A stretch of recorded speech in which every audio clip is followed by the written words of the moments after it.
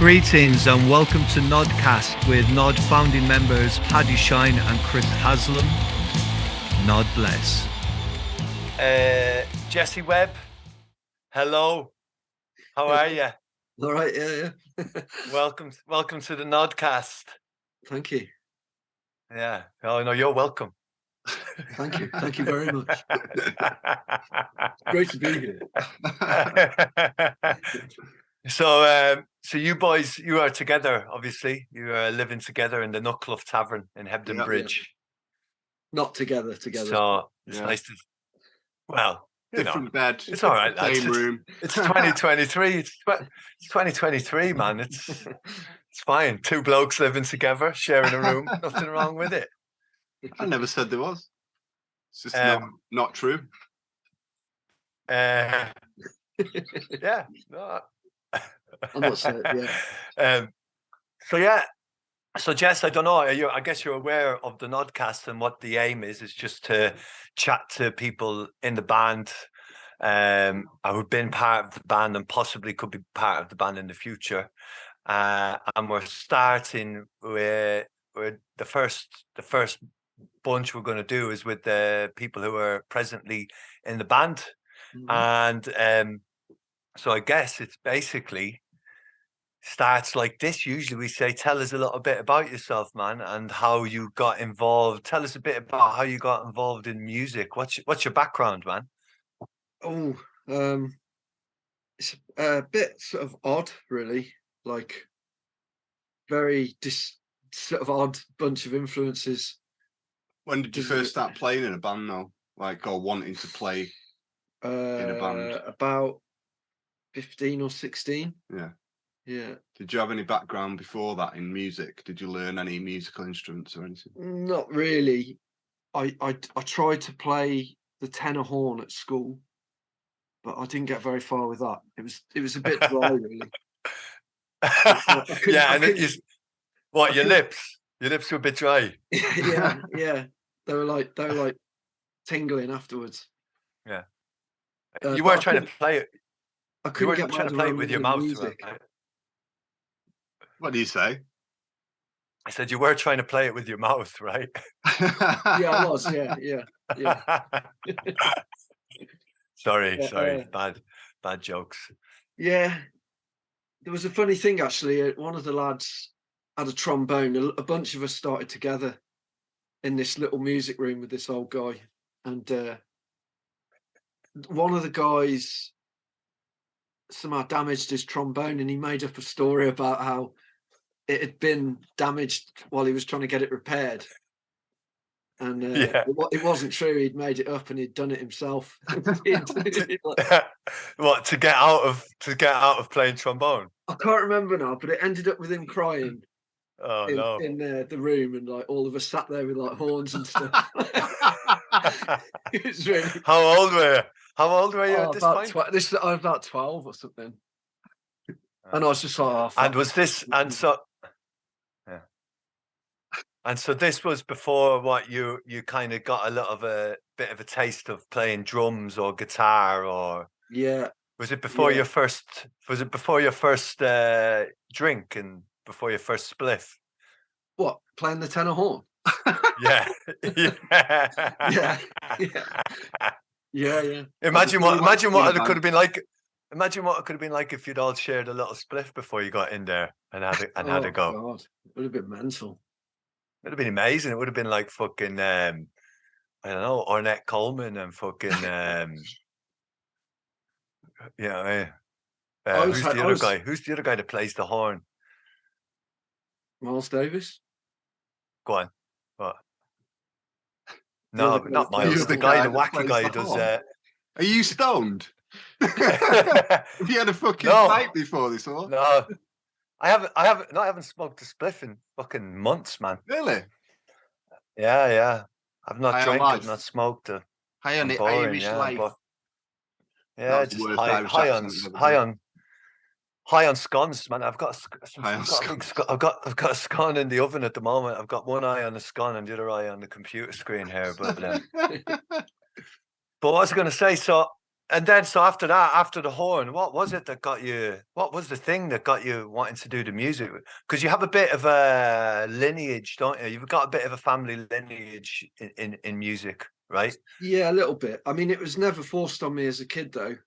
Like, my dad was a musician, but I didn't grow up with him, so that I wasn't really around that.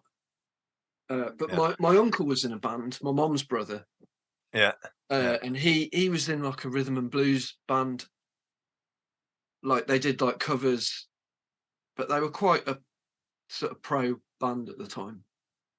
Okay. So like doing the pub circuit, playing the local boozers and that. No, they used to do like they used to play at the Albert Hall and stuff like that, and like they used to like do weddings and like weddings for like Adrian Edmondson and people like that. And cool. Who's Adrian Edmondson?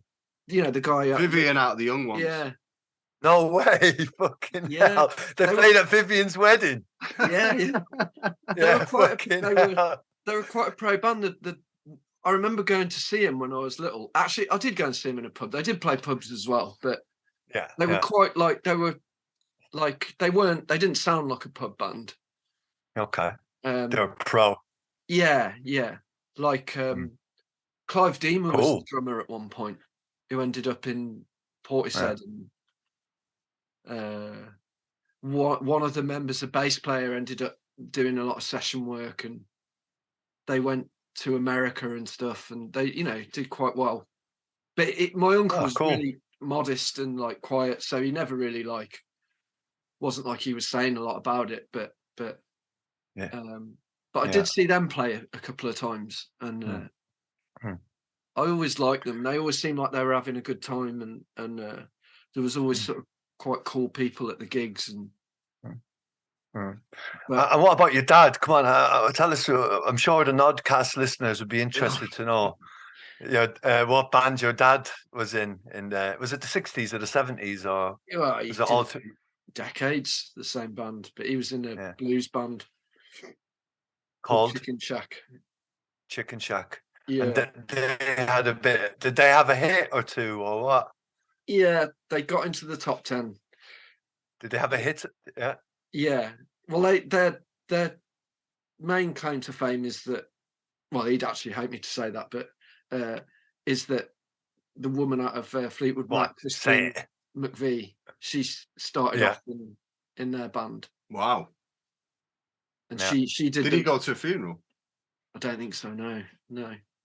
My uncle was because my uncle, who was in the rhythm and blues band, was also in that band with my dad. But he left after a certain amount of time. But my dad carried on doing it for years and years. Okay. Like sort of heavy-handed blues rock. Yeah. So you never had a jam with your dad, like, or you got on the kit with your dad or anything like that? No. Has he seen you drum? Yeah, years and years ago when I first started playing. Yeah.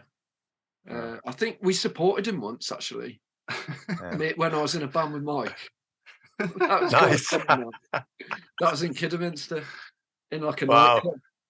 Yeah. And I remember that the guy that ran the place said we could have like free drinks, and we really rinsed that, and the bloke looked a bit gutted at the end of the night.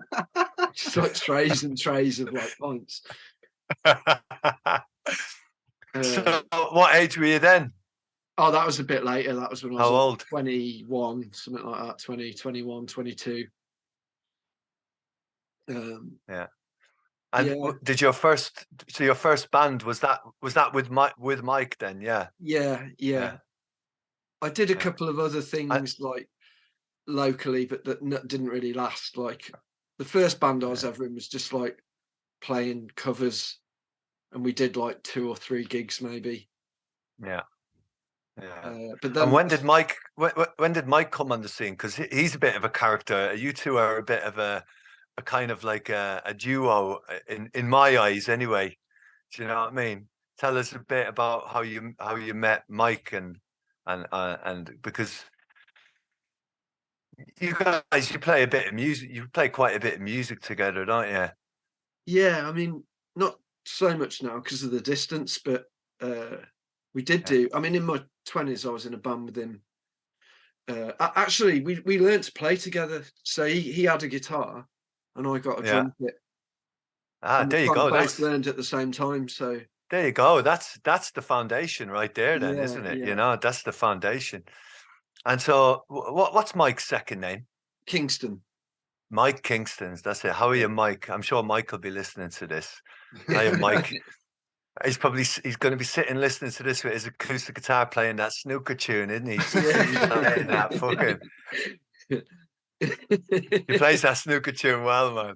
Yeah. What's that snooker tune called? I don't know. I think it's just called Snooker Theme, but it was the theme music to when snooker used to be on telly in the 80s, 70s and 80s. Yeah, I remember. Exactly. But he just played it. He just came out with it on acoustic in this house, and Jesus Christ, I'd never laughed so hard in my life. I could just envision him turning up at an open mic and just like knocking it out. You know what I mean? Yeah. Just on a loop, just like for an hour or something. Be amazing. Get Steve Davis on the synth and Mike on the guitar. That'd be amazing. Cover it. Get a 20-minute version. Yeah. It might trigger Steve Davis. You never know. Yeah. You never know. Send him off over the edge. Yeah, I'd love it. He'd love it. We could do like a B-side, but snooker loopy, like a remix of snooker loopy on the B-side of it or something. Like grime, a grime version of snooker loopy. So that you got started with Mike then. So you started on the drum kit then, and so I mean, obviously, fucking Kidderminster isn't known to be a bit of a hotbed of music. How long did you guys spend in Kidderminster playing? Quite too long, really. Like we were based there for years. Yeah. And what happened then? What, you left Kidderminster, didn't you? Yeah, and you went to Bristol. The two you went to Bristol together, right? Yeah. I mean, we played up and down the UK for years. I mean, I think Kidderminster did used to have a bit of a musical heritage, because the town hall used to have lots of bands on back in the day, and there was also a place called Frank Freeman's where a lot of bands went to play. It was called Frank Freeman's Dance Club, and I think Captain Beefheart played there. And when they were John Peel drove him there, and he told Frank, I think Captain Beefheart asked him what the name of the place was, and he said it's Frank Freeman's Dance Club, and he thought it was like some psychedelic place, you know, like a San Francisco, like, I don't know, you know, like those kind of mad names that clubs have. And then when they got there, it was just a dance club, like with old people like shuffling around and stuff. But he recorded that gig on a reel-to-reel. I think it came out on vinyl for one of those record store days or something, like Captain Beefheart live in Kidderminster. Okay. Yeah. Wow. I think John Peel recorded it on a reel-to-reel. Did they call it live in Kidderminster or not? I think so, yeah. Freeman Dance Club or whatever. I'm not sure. You'd have to. It's a mystery trick there. Discogs. It's a way better name. But and like the Stones played at the town hall, and the Kinks and the Who and all of those people. I think U2 played there at the town hall, and there was another venue called the Market Tavern that ran for a while, which was next to the cattle market, and that was a bit of a place to go, like on Friday nights when school had finished for the weekend. And they had like bands like Radiohead played there. And what's your best story from going to see gigs at the Market Tavern? Doing a gig there. Yeah, and it was like one of the first gigs me and Mike had ever played, and we were really nervous, like sort of never been on stage sort of thing.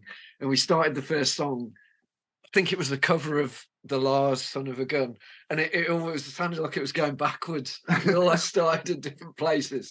It was like the worst start to a gig ever. Like, that was, I mean, it's not really very funny, but it did happen. We've all been there. We've all been there. We know what that one's like. Because I think so nice. So Go on, Chris. I think you mentioned that venue before Yeah. and said like the toilets were stinking or something. That's right, They're yeah. notoriously like horrible Yeah. toilets. Well, there was a cattle market right next to it. Right, okay. So you could like hear cattle like braying in the background and stuff when the bands weren't playing. Yeah. And it was a bit of a biker place as well. So you started off playing covers like by the La's and stuff Yeah. like that. So this Yeah. are we talking about? We're talking about mid 90s, early 90s, or what? Yeah. So were you kind of quite heavily influenced by that sort of indie Scouser vibe at that age? Then? Yeah. Because we have a bit of a kind of a common sort of connection on that, don't we? Because we're both big Laz fans and Mick Head fans. Yeah. You know what I mean? So yeah, that kind of songwriting is it's fucking still to this day I still sit around on the acoustic guitar playing Laz tunes because I just love singing them and playing them. And so after that, then after your kind of Kidderminster days, what happened? You guys ended up moving to Bristol, right? Yeah. We'd been going there anyway, like visiting, because we had some friends there. Or we'd made some friends there through a mutual friend. Okay. And, we'd already played a few gigs there and liked it. Yeah. Okay. Moving there. Yeah. So it wasn't a kind of a case of like, right, well, let's move to Bristol because there's a scene down there. Let's go do the music down there. It wasn't one of those kind of moves. Yeah, kind of. Yeah, that was the idea. It was, yeah. Okay, cool. Yeah.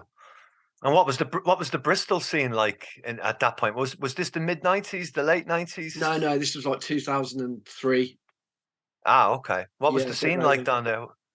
Yeah, good. I mean, it was great. I mean, we had a really good time for the first few years. Like, made loads of friends, and I started going to lots more gigs and stuff, and I mean, there was just more going on there. There's more to sort of get involved with, obviously, because it was a bigger place. Yeah. What was the Bristol music scene then? Band wise, what was going on? There were different things really. There was Big Joan. Yeah. I saw them a couple of times not long after I moved there and liked them. And the Heads as well. They kind of blew my head off a bit when I first saw them. I'd heard about them and that they didn't play very much. And went to see them at the Thekla the first time, and that was pretty good. Mm-hmm. And then sort of followed them around a bit, going to see them play. Mm-hmm. There was a lot of like dance music and DJing going on, and still kind of hanging over from the 90s. That lots of people on decks, and like going into clubs and bars, and there kind of being lots of DJs and lots of club nights. There was a night called Espionage that we all used to go to a lot. It was like a lot of kind of 60s-y stuff and soul stuff and psych stuff as well, kind of like a mixture of that kind of thing. And Hugo out of the Heads used to DJ at that quite a bit, and that was the night that we used to play at. Before we moved down, we played for that night a few times. They'd have like a band on at the start of the night, and then thing after, and it was and then party time on the boat, the Thekla, which was cool, and then there was the Croft as well. There was like loads going on in there, and all sorts of different bands really. And then there was like obviously the Academy and all of the bands going through there, like the higher tier stuff. Like it was easier to go and see like a quite big band just down the road or whatever. And and so when you were going to see the Heads, I guess at that time the Heads were being released by Rocket Recordings, weren't they? Because Rocket were a Bristol-based label. So at that time, in those days, were you bumping into Chris Reader and Johnny all from Rocket? Did you know them at that point? Or no, I didn't know. No, I didn't know any of those guys. I didn't really know much about Rocket. I was just really aware of the Heads. Did you know Gareth then? Well, I met Gareth working in FOP. I got a job working in the warehouse. Oh, right, okay. And he just started the Big Naturals with the Sam James on drums at that point, and I kind of became friendly with him. And then I started going to see the Big Naturals, and Prof out of the Heads sometimes used to play with them. And it kind of evolved from there, really, me getting to know them.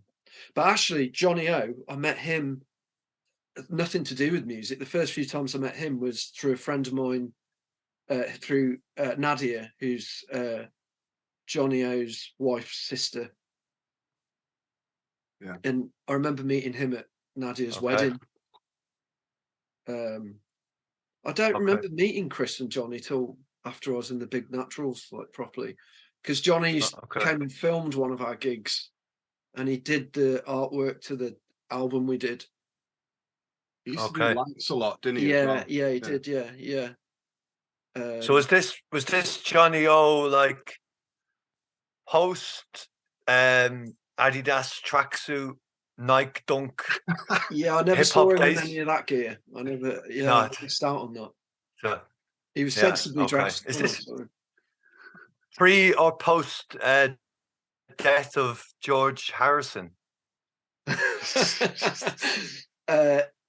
Yeah, we all know it was Johnny O responsible for the death of George Harrison, but that's a story that we'll save for when we get Johnny on the podcast. Yeah. Maybe talk about that. Yeah. All will be revealed. Yeah. And so tell me, so what was the crack with the Big Naturals? Because you hooked up with Gareth, and let's just give a bit of background on Gareth, because Gareth is also, he is like the fucking road guy for the Melvins, isn't he? He's like heavily involved in being a backline road guy, driver, sort of almost tour manager kind of guy for the Melvins. Yeah. And I always remember Gareth because he's the guy who always had the sickest rig. Yeah. You know, always had the best gear. And you'd be like, fucking wow, like how much fucking gear has this guy got? And and he's a bit of a beast. He's a beast player, isn't he? He's a fucking beast player. So how did you end up in the Big Nats with him? Well, like I said, I met him working at FOP. We had like a warehouse job. I met quite a few people working there. It was a proper shit job. The people that ran it were twats, really, but there were a lot of people working there that were like interesting, and Gareth was one of them. And he'd started the Big Naturals when I started working there, and like I say, I went to see him play a few times, and then the other drummer left to form another band, and he asked me if I wanted to do it, and then I started doing it. That was about 2009, I think. Yeah. All right, because first time I saw Big Naturals play, well, the first time I remember seeing the Big Naturals play, which is when I first met you, was at Supernormal Festival 2010. Yeah. The first Supernormal Festival. And it was pretty fucking good. It was, for a two-piece, it was fucking pretty fierce. You know, I remember it. He had that massive amp rig though, which was like mad. He had like about 6 cabs. And it was, I think a lot of it was to do with that sound. Like most people couldn't be arsed with 6 cabs, but being a roadie to the Melvins, it was a fierce sound. It's like what you do. Yeah. Plugged in 6 cabs. I mean, he did get sick of it himself in the end. Yeah. Like it, but like when I moved to Bristol, it totally changed my musical outlook, really, because I having stayed where I did in the Midlands for so long, and my musical development was quite slow, really, despite the fact there were people in my family that played music. I never showed any musical aptitude at all for years and years. It was, and like I say, it was never forced on me. Like, so, and I just used to listen to what was on the radio a lot of the time. My stepdad used to listen to jazz a lot, But I mean, when I was a kid, it was just sounded mental to me. Yeah. My mum was always like rolling her eyes every time it was on and stuff. And like, so, and then I started playing with Mike, and you know, we evolved sort of quite slowly, really. I suppose we were just young for our age, I think. But then when I went to Okay. Bristol, things started to I started to realise that there was like, you know, all these different types of music, and I suppose I started listening to more, I don't know what, esoteric sort of music or underground stuff. Yeah. Like Weirder shit. yeah, and like I went to New York with a mate of mine as well, not long after I moved to Bristol, and we went to a experimental music night, and that really, really blew me away. Yeah. Cool. And then What was happening? What was happening at that night? Can you remember? it was called No Fun. The event was. Yeah. It was in a big ballroom somewhere in Brooklyn, and it was like Magic Markers played, a band called Double Leopard, and I saw the band that really blew me away was Sudden Infant, which is a Okay. guy Yeah. called Joke Lands, who's, I think he's Swiss, but he lives in Berlin.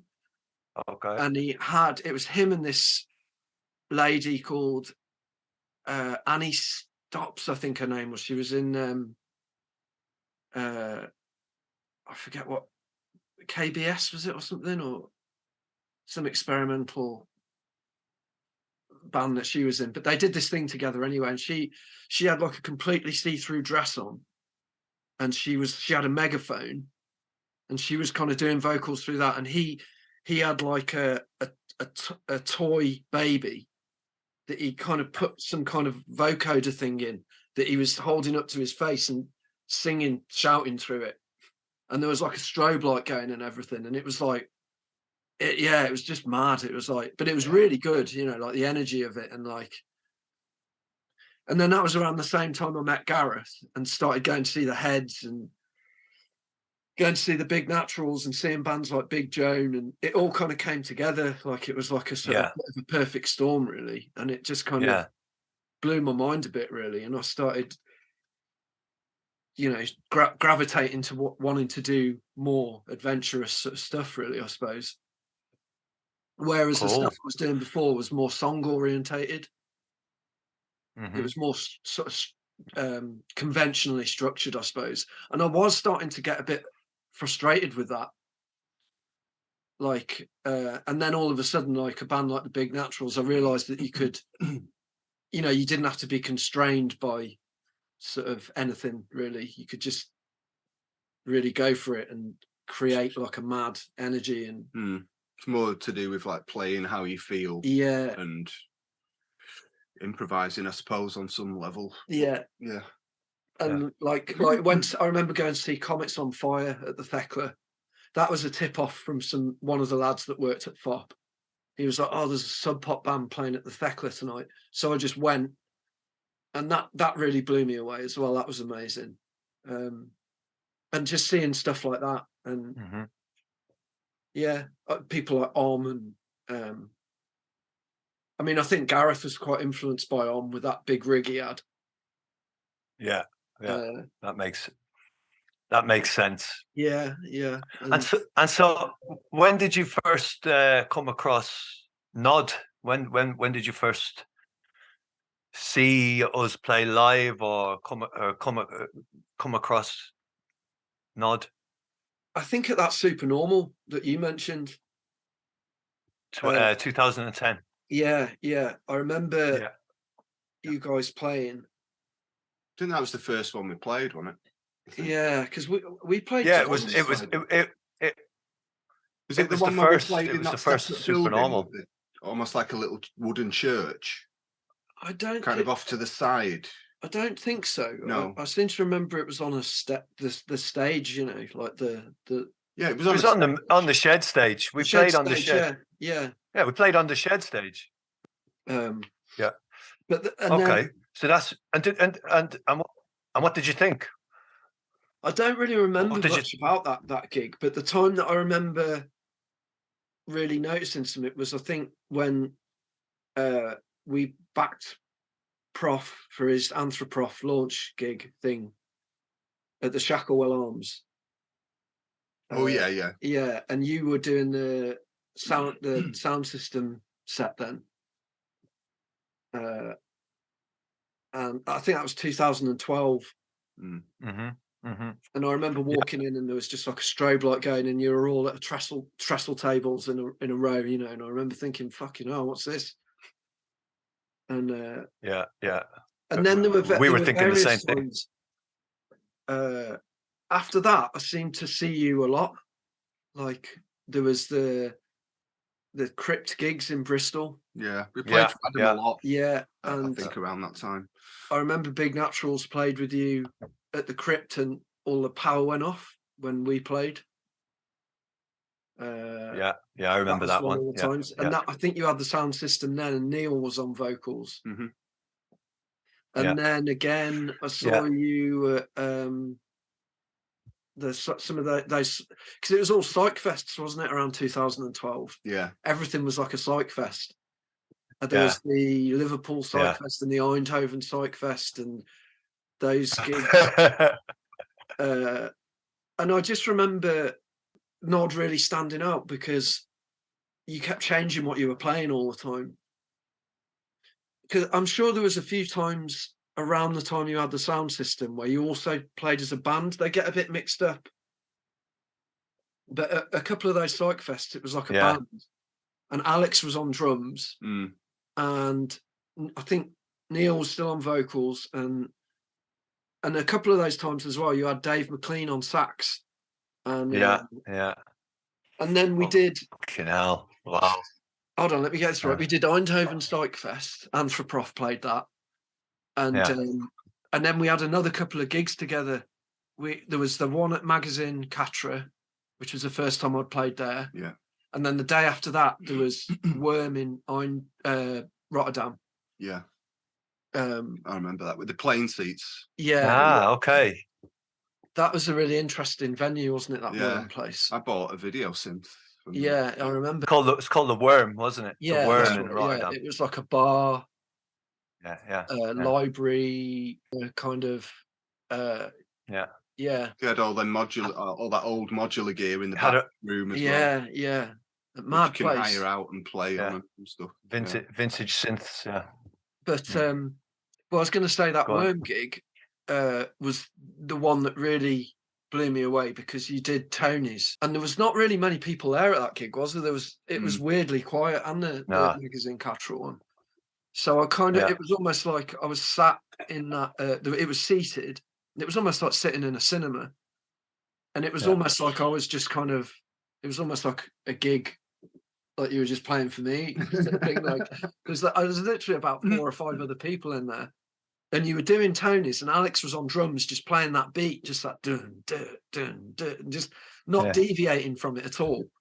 And it got really hypnotic and really, and I was just like, this is just like it made me feel like what we were doing was really stupid, really. Like just it was so kind of like I don't know. It was another moment like going to that No Fun thing in Brooklyn or going to see one of those bands where it totally made me rethink everything I was doing because it was so simple but powerful and hypnotic. It just really stood out to me as that you were doing something really different. It made a big impression on me, that did. Cool. And there was a funny thing the night before when you played at Magazine Catra, you did Tony's that night. Yeah. And it was a really short set. I think you only played for like 20 minutes or something. And because I didn't know any of you really at that point. And I remember going up to you, Chris, and saying, like, God, that was really short. How come you played for such a short amount of time? And you just went, because of that cunt. Like, talking about Paddy.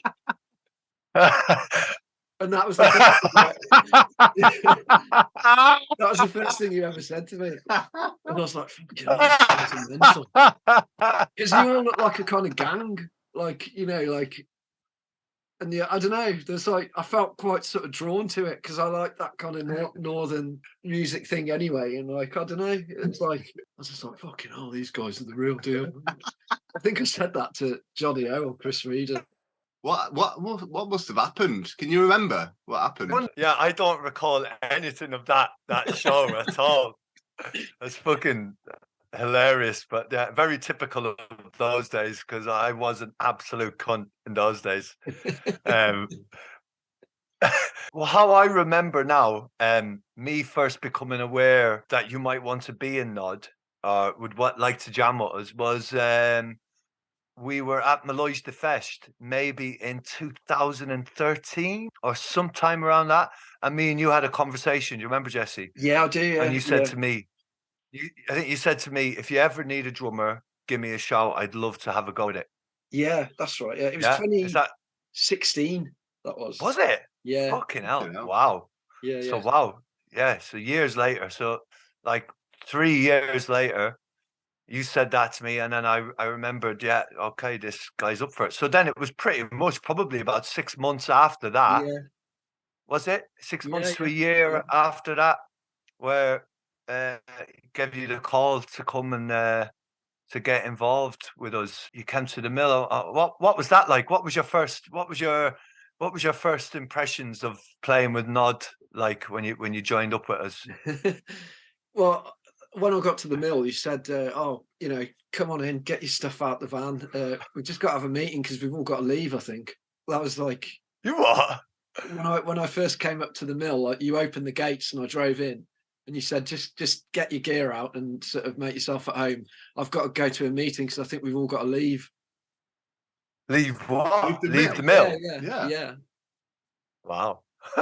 It was like that was like I was like, okay, Chaos. yeah. No, it was amazing. The mill was. What was Yeah, it like for you starting to jam with us, coming from playing with Big Nats and then coming and getting involved with Nod? Was there a big difference?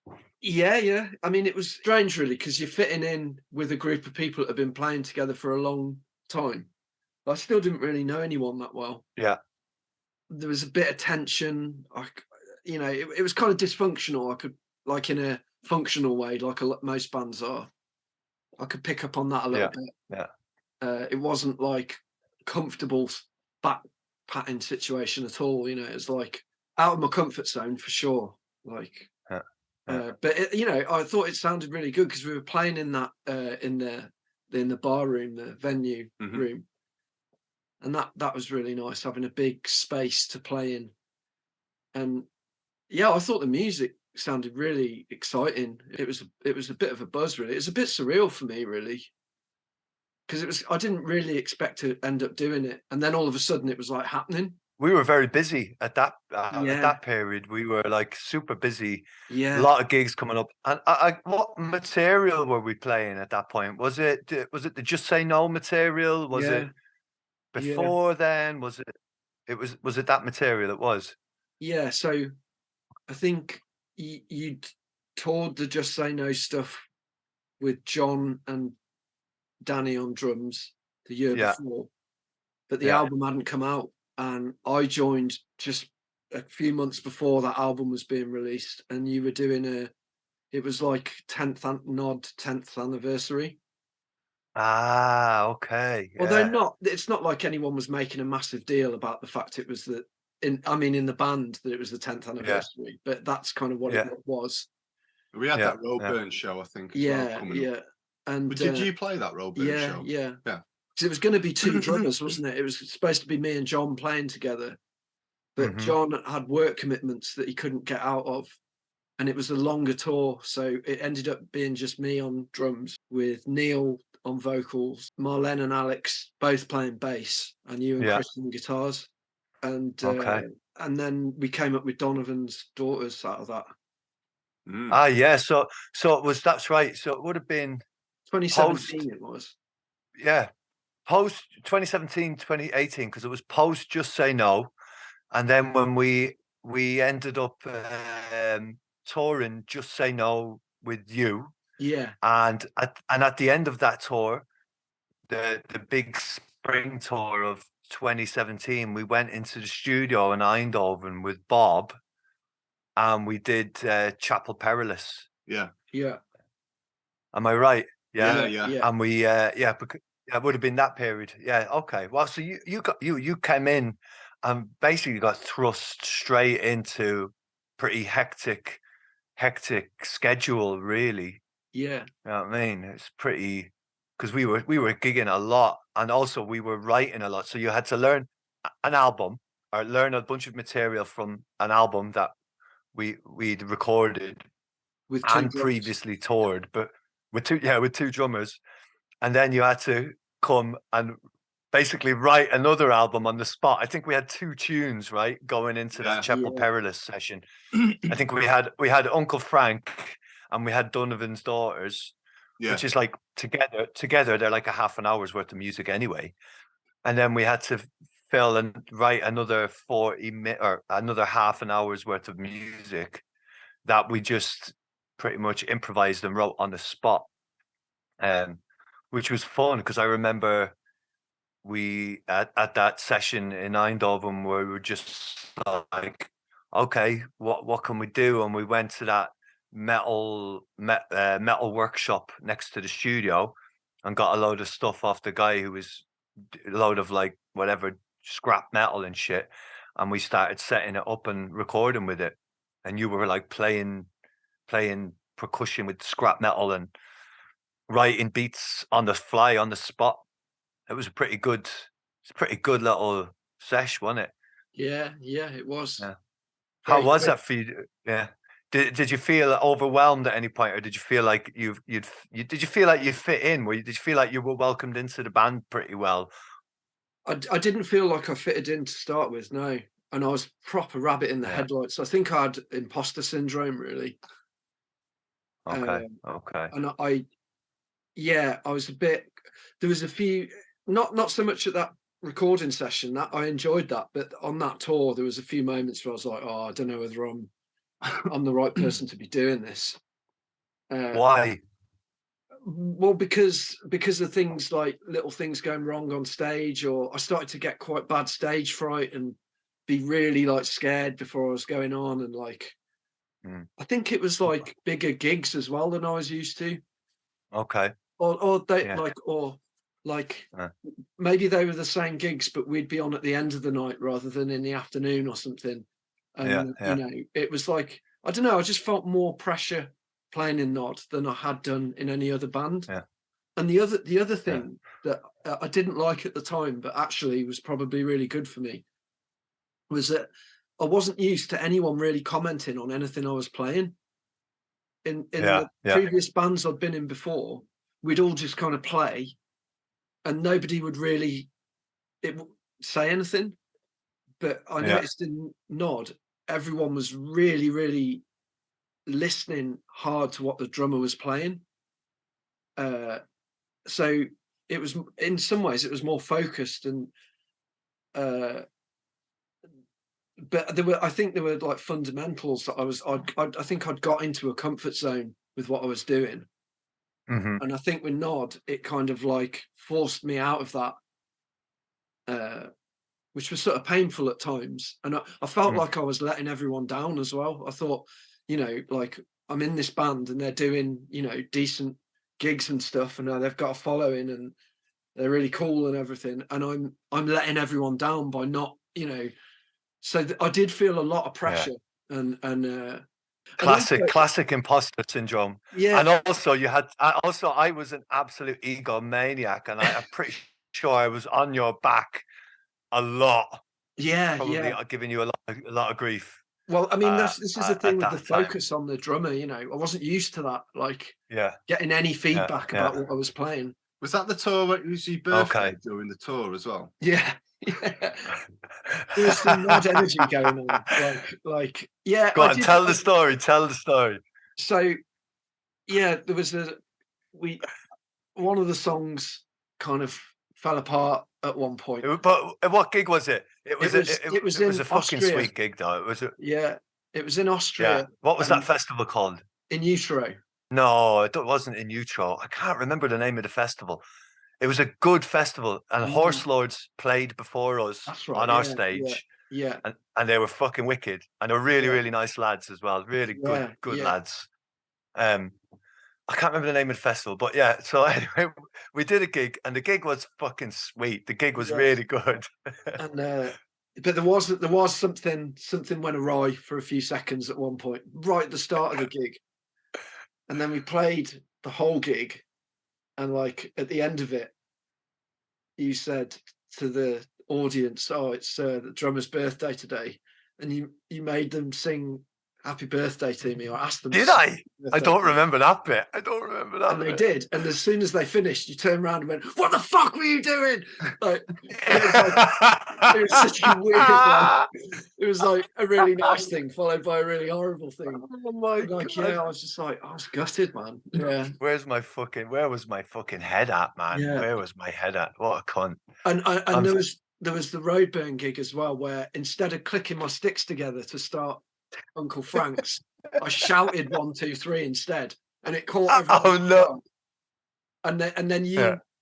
you were just facing me with your back to the crowd, just shaking your head at me and just muttering, mouthing obscenities at me. And I just thought, oh fuck, like. And then we had a big argument after that gig, and I was shouting Yeah. at him, and it was like, and I thought, I'm never going to get through this tour, let alone like anything else.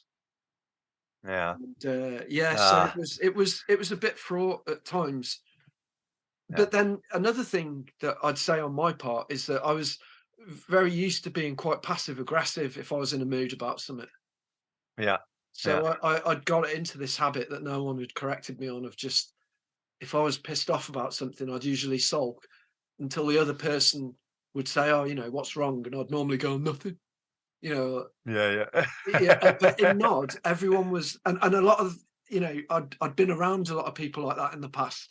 And that was like normal to me in jobs and bands and all kinds of different situations. And in Gnod, there wasn't any of that. It was just, everyone was just direct. Yeah. And I wasn't used to that, because you weren't playing my game, Yeah. But Yeah. and that sort of thing is always painful at the time. But when I look back on it, I'm glad that, I needed a bit of some of it was a bit harsh, but I did need a bit of a kick up the ass, I reckon, around that time. So you see, it was like a good, like, learning, growing experience for you, that period. It was, yeah, it really was. Like, it really was. Like, it was more than just joining a band. It was like, Joining a cult. Yeah. It sounds really cheesy, doesn't it, saying that? Oh, it was more than joining a band, but it kind of was. It was a big deal. I don't think so. I don't think it's cheesy. I mean, for me, I can say that was a big learning experience for me as well. That period of Nod, those few years, because I don't think I was very happy in myself, and it was reflected on my relationships with my friends and the people I played music with, and how I would try and control them or be really aggressive and a bit, and just being a bit of a twat. It was more of a reflection on, like, just the fact that I wasn't very happy with myself. And you talk about imposter syndrome. I think I had a bit of imposter syndrome in myself. You know what I mean? Like, imposter syndrome within my own fucking skin. Combine them with loads of alcohol, loads of drugs, no sleep, just like bit of, I can look back in that period and go, I'm surprised nobody fucking knocked me out. I'm really surprised that nobody just fucking sparked me out. Well, there was Like, one time how I got away with it. There was one time around that period, I think, where I pretty much left the band like a couple of times. Oh, right. Yeah, I remember that. I do remember I was that. just like, I can't fucking do this anymore. It's not happening. And I think we were arguing a lot during that time as well. Yeah, I remember that. Yeah. I think I was fairly miserable, really, but just not talking about it, not showing it. And it was manifesting in this kind of like egocentric, kind of aggressive control freak, because I just wasn't capable of talking about how miserable I was at that time. So it was just manifesting in a very strange way. Do you know what I mean? Yeah. But that takes me. That's one of the great things about Nod, is it is a lot like a family in regards to, like, we've gone through this stuff and, like, seeing the best and worst sides of each other and got through it. and like being able and eventually be able to talk about it. Yeah. So like we're at a point now where we can really openly talk about stuff and kind of laugh at at these things that at the time seemed really heavy and really Yeah. Yeah, definitely. really nasty. But we can laugh at them and say like, well, Jesus Christ, like where the fuck was my head at then? Like, I'm a completely different person now to what I was then. I'm sure we can also say that about ourselves. Yeah. And like I think that's a really good, interesting thing about Gnod. It through all of that, you know, a lot of the members would say that, maybe past members, some wouldn't, and some would have maybe some grievances. But I do think, all in all, it was a bit of a family environment. If anybody did get down too far in the dumps, people were there to support them and help them, no matter how much ego was going on in the building or whatever. It was, I feel like we're very lucky bunch of people for that reason. Yeah. Like, 'cause for me, you being in the band, Jesse, is like, I can't now really imagine what a Nod would be like if you weren't part of it. Do you know what I mean? Oh wow. So like it feels like a family unit now, and a family unit has to go through a load of bullshit. It has to. You know what I mean? I mean, I think I just it was just intense, that period was. I just remember it being really, really intense. But then at the end of it, when we had the Chapel Perilous thing came out, I really loved it because it all seemed to feed into it, and it seemed to it was just a bit more it was just different to what I was used to, really. And I think you were saying you didn't feel very happy in yourself and stuff, and I was probably feeling the same at the time, which is probably why we butted heads so much. I don't know. Yeah, I think so. I think I had it come in, really, that date with Gnod, that like it was like it was always like, I kind of, because when I first joined, I don't know what I thought I was expecting. It was way different and much more harder than I thought it would be. I'd sort of forgotten that maybe doing something like that could be hard and difficult, and I think if it hadn't been that way, it wouldn't have been as good, really. It wasn't. I didn't like it at the time. Like, I resented it, but in the end, it sort of did me good, really, because it sort of reined me in a bit. I think a little bit, and I needed that at the time. At that time as well, like, we were fucking so busy because Just Say No had come out. That was getting a fair bit of a buzz. And it was like kind of after the electronic period. We'd released one album, The Mirror, which was like going back to the band stuff. And then Just Say No was this kind of like very different beast than anything Nod had ever done. And it went a bit viral due to the title and to what was happening in the world politically and this kind of stuff. So all of a sudden we became a very, I don't want to paint too big a picture of it or make it out to be too big a thing, but we became a little bit with the album title and the sleeve and everything, and the way the things were in politics, we became a little bit of a kind of like a symbol for something, for a kind of a political movement or something. And we started to get loads of gigs booked on kind of not only because of that, but it was a part of that movement. And I just remember we had so many fucking gigs, and it was the year that we did the residency at Roeburn. So we had 4 fucking shows at Roeburn in the middle of a fucking 5-week tour or something. So it was pretty hectic. It was pretty full on. And I do remember it kind of feeling a bit of pressure doing the Roeburn, because obviously you want to blow them away and you want to give them, they've put faith in you to do this 4-day residency. You want it all to just be amazing and to blow people away and to blow yourself away. And so I do remember that time being like, I don't know if I want to use the word stressful, but I guess in a way it kind of was. It was, there was a little bit of pressure. And yeah, and like you say, I had a fair bit of imposter syndrome going on, because I think at that time I was kind of struggling kind of with the guitar a bit as well, and just being like, what the fuck? Why do I play guitar? I don't even know how to play it. I just tune all the strings up to the same fucking note and fucking hit it as hard as I can, hoping for the fucking best.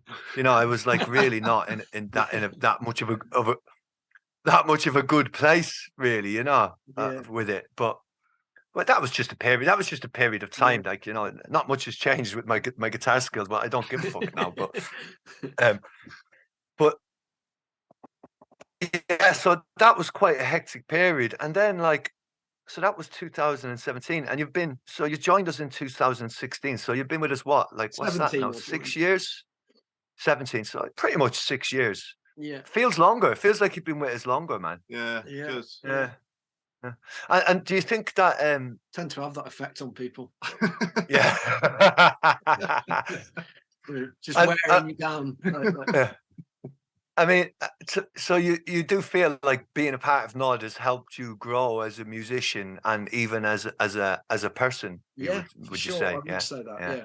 And I was kind of hoping that I'd get the opportunity to kind of get that across. Yeah.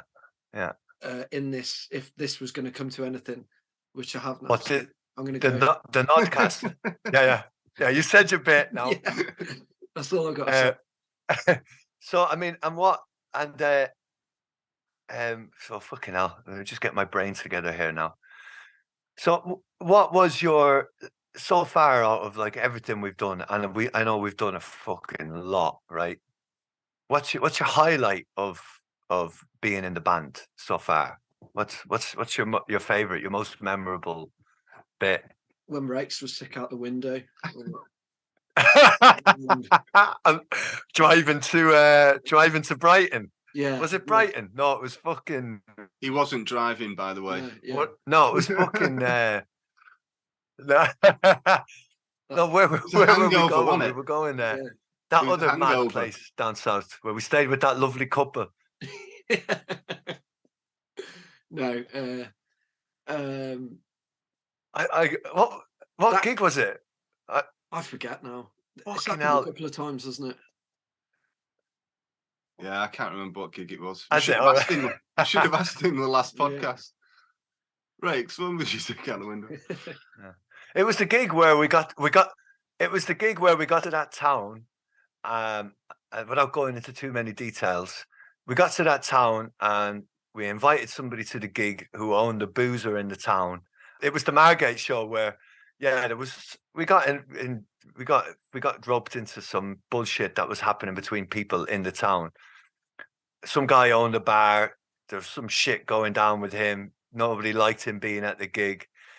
And then we ended up going to his bar after the show. Do you remember? Yeah. He said, come up to the bar. We'll have a whiskey or what after the show. And we said, come on, we'll go up to your man's bar and we'll have a fucking whiskey. And we all had a fucking load of shrooms. And it was getting pretty shroomy walking up to the bar. And then we got into the bar and I thought it was going to be nice and quiet and we were going to get to sit down and have a whiskey. And we got up there and it was fucking rammed full of fucking heads dancing to fucking The Chain by fucking Fleetwood Mac. And we all were tripping balls with all of our rucksacks and that. And we joined in. And I remember like stepping into the bar and it went like slow motion. It went slow motion and we had all our rucksacks and we were just like watching all these people like miming to The Chain. Yeah. And I remember Alex McCart's face. He just, all the blood drained from his face. And I never seen Alex McCart crumble. And this was I think it was the first time I ever seen him crumble. And he fucking crumbled. And I grabbed him and I said, come here, we are all right, man. We'll go to the bar, man. We'll go up to the bar. We're going to get a few free drinks off this cunt at the bar. That's right, yeah. And we got up to the bar. And your man gave us a bunch of gin and tonics or whatever. Yeah.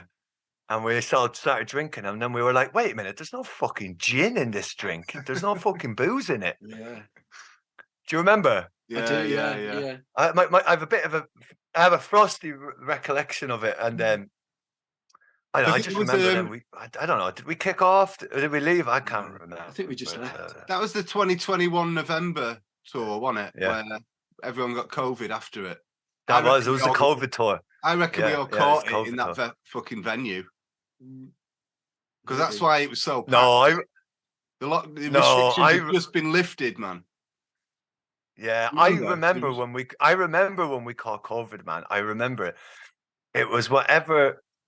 I mean, we didn't go get the symptoms for till the day we woke up after the last show.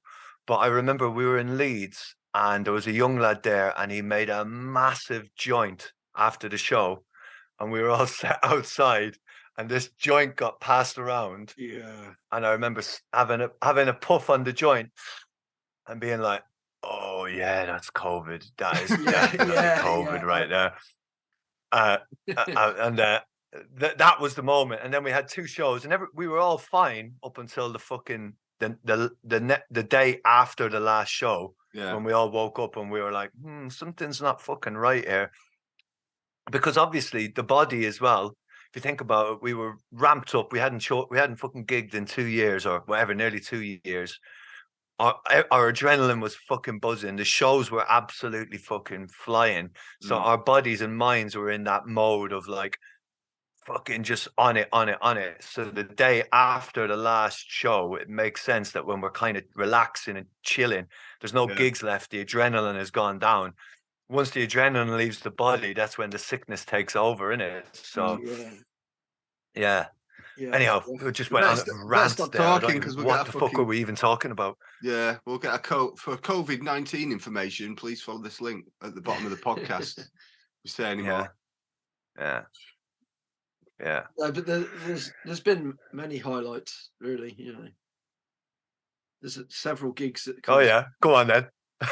Well, that one at Gorilla with Faust was good when all the barriers got passed. That was really good. Yeah, and he had that. That was hilarious. Going and he was showering me and like sparks. Yeah, just sort of. Yeah, that was a really good gig. That was like a dream come true, really, for me. That gig, playing with Faust in that kind of in that setting with that madness going on. It was like a surreal moment for me as somebody who'd been to see Faust, and as a to then all of a sudden to be a part of it and be in the energy of it. Like fucking hell, lads, we're lucky bastards, really. Do you know what I mean? Getting to fucking play with those heads, Jean Hervé and Zappy, fucking hell, hilarious motherfuckers, like in their 70s, smashing it out like it's fucking nobody's business. Like what an inspiration. You know, what an inspiration. And the Rocket 20 gig was really good. Rocket 20 gig was amazing. That was a really good one. Like, and just, I remember that show we did in Austria. Sorry to interrupt you, but I remember after that show in Austria, because that was a sweet gig. But I remember, I don't usually pay much attention to if somebody from another band gives us a compliment, you know, except for maybe somebody like Jean Hervé or Zappy or, you know, people who you know, they say you should never meet your heroes or whatever. But you remember after the Austria gig, it was somebody from what's that band? Einstürzende Neubauten. They were playing that night. And one of the lads from Neubauten came up to us backstage after the show, and he was just like, "Fucking hell, that was amazing." And you know, I remember being like, "Oh, right, yeah, fucking cheers, man." You know, like sometimes you take a compliment for somebody, don't you? And the ego goes up a bit, but at the same time, it's like a little bit of fuel to the fire, isn't it? It just pushes you a bit harder, pushes you a bit on. Do you know what I mean? Well, you get a Maybe compliment. I shouldn't be admitting this on a podcast, like. You get a compliment off a legend like that, and it just gives you more confidence that you're on the right track with it all. You know what I mean? Yeah. It's just nice to hear that, isn't it, from somebody who's been in the game for so long. You know what I mean? Go on then. So, go on. Tell us some more stuff, Jesse. Because we could talk for ages, couldn't we? Yeah. We could talk for ages. Because you're quite good. You're quite good at remembering stuff, Jesse. So, and we could pull so many fucking stories out of you. Maybe we'll have a part 2. We'll have a part 2. Okay. Yeah. I mean, but one thing I wanted to mention before we fuck off is during the Gnod era for you, you also released a solo record as The Final Age. Yeah. So that must have been a massive process for you too. Recording that record, getting all the musicians together, doing everything yourself for it. I mean, was that something that was in the pipeline before you even started playing with Gnod, or was that something that came around whilst you were in Gnod, or what? It was. I started it before I was in Gnod, and finished it Yeah, during that first year I was in Gnod. yeah, I was already doing it before. Yeah, okay. Yeah. yeah. It's a good record. Got released on Rocket, didn't it? No, Cardinal Fuzz. Ah, it was Cardinal Fuzz, yeah. Yeah, Dave Okay. It Cambridge. was Yeah, Cardinal Fuzz yeah, that really, yeah. yeah. And Um, it did really well, right? It fucking, yeah, you sold them all. Yeah. yeah, Did yeah, a yeah. couple of shows, right? Just like 2 shows.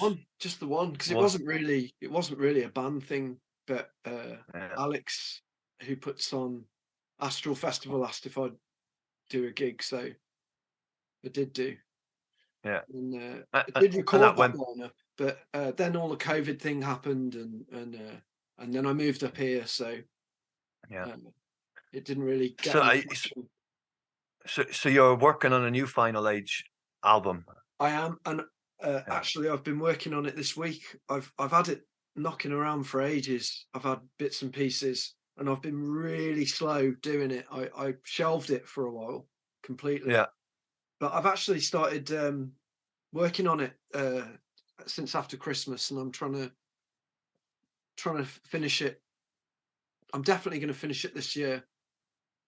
And I don't know. I Great. might just put That's it on good. Bandcamp, or Yeah. do some Yeah. CDs and take them to the gigs. Yeah, that's the way, man. That's Yeah, the way. yeah. Unless somebody wants to put it out for you, you never know. Yeah. Cardinal Fuzz might want to stick it out for you again, or Yeah, I know yeah. he's. I know last time I spoke to Dave, I've not spoken to him recently, but he was struggling a bit with all of the because of the shipping rates to Europe now, and Yeah, it's a fucking nightmare, man. yeah, Yeah. and Uh, the other drawback for a label is it's not really a band, so there's nothing really to promote. yeah. Okay. Yeah. But it'll be out in I some get you. form or other. I will Yeah. finish another one, yeah, but eventually. Cool. Cool. Yeah. So, so you moved up north from Bristol. Yeah. Was that mainly because of being in Nod, or was it also because you needed to get out of Bristol? I mean, what was Nod the driving force behind that music? The driving force, or was it Um, also like a need for a change, or what? Both really. I Yeah. was going to move anyway because I'd just been in Bristol for such a long time. Yeah, just as simple as that. Really, I just needed to Yeah. change. Yeah, But and then you love it. obviously Yeah. the fact that Nod are based up here was certainly handy. Like, and I like the north anyway. Yeah. I've always wanted to live up north, Yeah. never have done. So I am now. Yeah. So, no regrets then. You're loving it. No regrets. No, not at all. No, I am. Yeah, it's great up here. I really like it. Cool.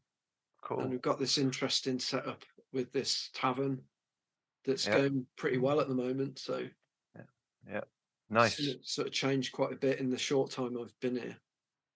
Yeah. A fairly short time. Yeah, Great. it's great. It's a great spot. Excellent. Well, that's good. It's good to know, yeah, it's all going well and you're all doing well. And I guess like the last thing for me to say is, thank you so much, Jesse, for being a friend and part of the band and sticking with it, even when it was really hard for you, when it was whatever, when it was shit times. And like, yeah, I really appreciate your input into the band and appreciate you as a friend. We have a good laugh, don't we? So, and I appreciate your dry sense of humor, which really hope to get a little bit more of that in part 2 when we do the part 2, when you I'll have start to, getting your stories out. yeah, I'll have to start making a list of stuff. Yeah, Stuff to bring up. yeah. Yeah, nice one, And man. Yeah, Being on yeah. Thank you thanks both. for being on the Gnodcast. Yeah, Yeah. It was great fun. Yeah, thank Good you. stories. Yeah, yeah. It was a good one. Nice Cool. one, Jesse. Okay, yeah. Thank you both as well. No worries. Yeah. Easy.